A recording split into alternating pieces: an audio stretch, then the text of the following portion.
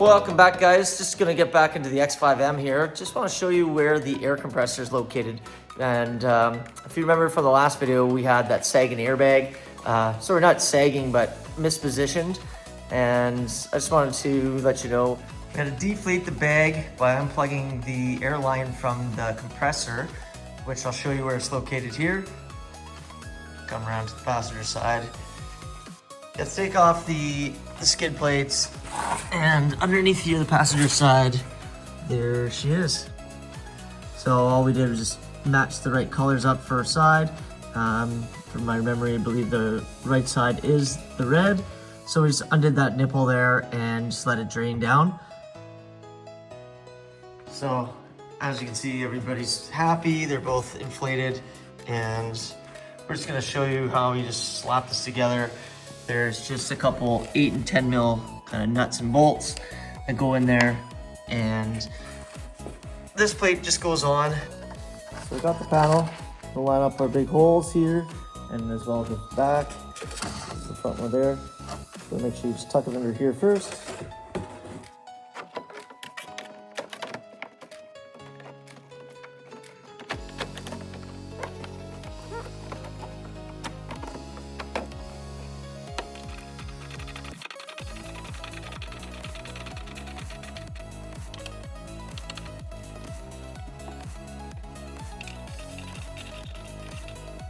Just want to show you that when you put the front part of this cover in, it has to go underneath the front wheel well. So this slides under it, like that. So we had a little trouble with these guys because there's the clips that these bolts screw into. And after time, you know, taking this on and off, they just slid over here. So just have to slide the clips back in position, and then you get these guys nice and snug.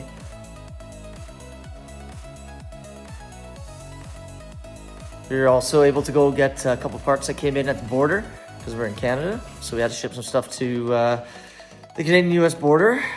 Sway bar links, studs for the tires, the big extra long ones for the fronts, because if you remember, you have these spacers on here.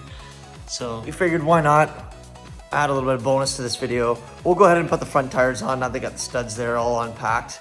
Here's what they look like. So like I said, we grabbed some OEM style studs for the rears because some of them were basically finished. And then these are the new ones for the fronts. And you can see a length difference, they're 1/4 inch longer. So that should give us a little bit more threading on there. You can see this one's pretty pooched. Zoom in there.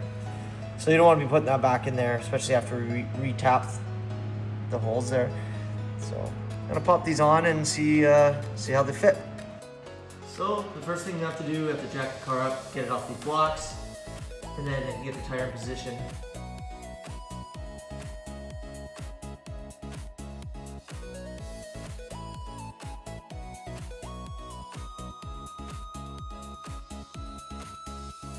Now that it's all jacked up, we're gonna go ahead and get a tire in position.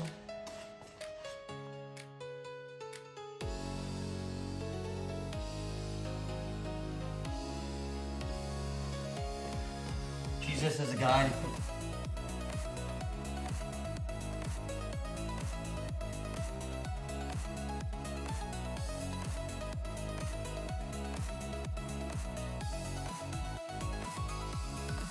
So you probably saw me goof around with this a bit to get it aligned. And I think, you know, it just looks off-center to me, and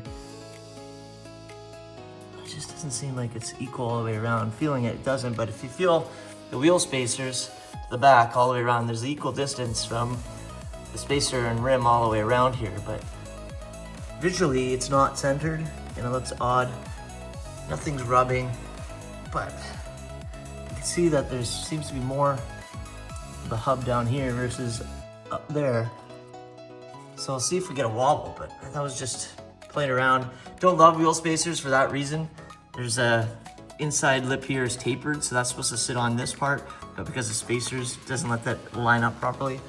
So we're gonna go ahead, put the other side on, and then do a test drive when the snow goes.